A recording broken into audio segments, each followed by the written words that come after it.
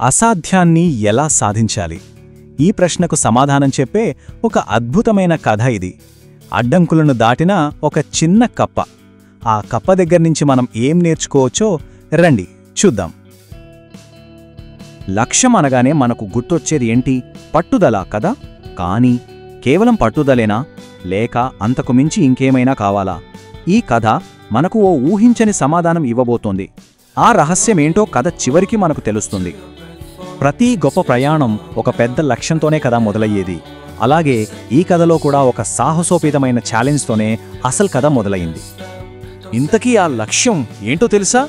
కొన్ని చిన్న చిన్న కప్పల గుంపు ఏకంగా ఒక పెద్ద పర్వతాన్నే ఎక్కాలని నిర్ణయించుకున్నాయట. ఆలోచించండి, ఎంత పెద్ద లక్ష్యమో!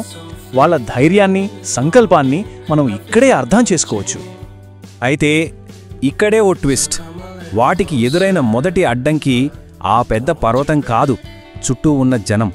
వాళ్ళని ప్రోత్సహించాల్సింది పోయి హేళన చేయడం, నవ్వడం మొదలుపెట్టారు.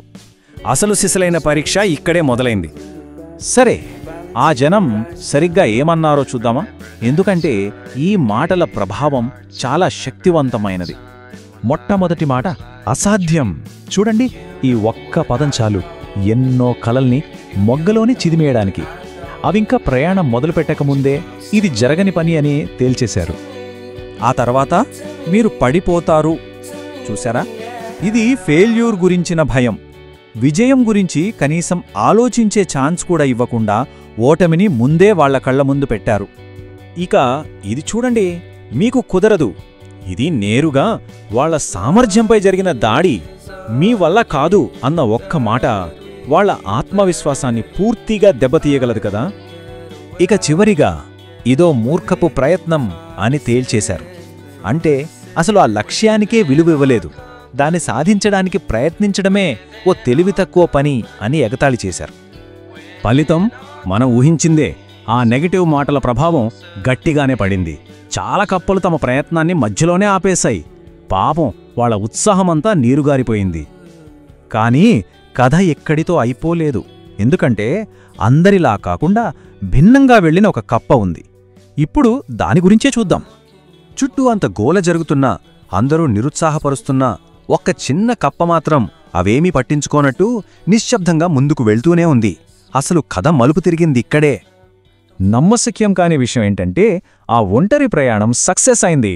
అవును, అందరూ అసాధ్యమనుకున్న దాన్ని ఆ చిన్న కప్ప చేసి చూపించింది. ఫైనల్గా ఆ పర్వత శిఖరాన్ని చేరుకుంది. ఇప్పుడు అందరిలోనూ ఒకటే ఆశ్చర్యం, ఒకటే ప్రశ్న. మిగతావన్నీ ఆగిపోతే ఇదొక్కటే ఎలా గెలిచింది? అసలు దీని వెనుకున్న సీక్రెట్ ఏంటి? సరే, ఇక ఆ అద్భుతమైన విజయం వెనుక దాగిన ఆ రహస్యమేంటో ఇప్పుడు తెలుసుకుందాం రండి. ఆ రహస్యమేంటంటే గెలిచిన ఆ కప్పకు చెవుడు. అవును, దానికి చుట్టూ ఉన్న జనం వెక్కిరింతలు, నిరుత్సాహపరిచే మాటలు ఏవి వినిపించలేదు. దాని మనసులో కేవలం తన లక్ష్యం మాత్రమే వినిపిస్తోంది. చూశారా? ఈ కథ ఎంత గొప్ప నీతిని చెబుతోందో. మన చుట్టూ ఉన్న ప్రపంచం మనల్ని ఆపడానికి ఎప్పుడూ ప్రయత్నిస్తూనే ఉంటుంది. కానీ ఆ నెగటివ్ మాటల విషయంలో మనం కూడా ఆ కప్పలా చెవిటివాళ్లమైతే, మన లక్ష్యంపై మాత్రమే దృష్టి పెడితే అసాధ్యమనుకున్నది కూడా సాధ్యమవుతుంది. అందుకే ఈ కథ మన ముందు ఒక ప్రశ్ననుంచుతుంది. మన లక్ష్యానికి అడ్డుగా నిలుస్తున్న మాటలు ఏవి? అవి బయటినుంచి వినిపించేవా, లేక మన లోపలి నుంచే వస్తున్నాయా? ఏ మాటల్ని వినకూడదో మనం నిర్ణయించుకుంటే బహుశా మనం ఎక్కాలనుకున్న శిఖరం మరి అంత దూరంలో ఉండదేమో.